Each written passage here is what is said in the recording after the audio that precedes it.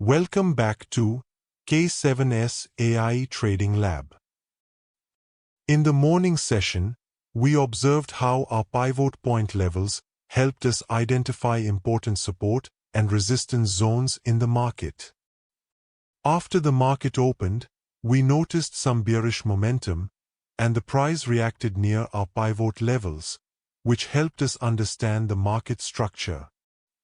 Later, from the lower side of the pivot level, we started seeing a recovery move, and the market tried to bounce from that zone. This is exactly where structured insights become useful, because instead of reacting emotionally, we observe how the market behaves around important levels like pivot, support, and resistance. Now in this afternoon session, let's go back to our charts and observe how the market is behaving around the pivot structure, whether the recovery is sustaining or weakening, and what insights our Ichimoku setup and price behavior are giving us now. So let's move to the charts and see what the market structure is telling us at this moment.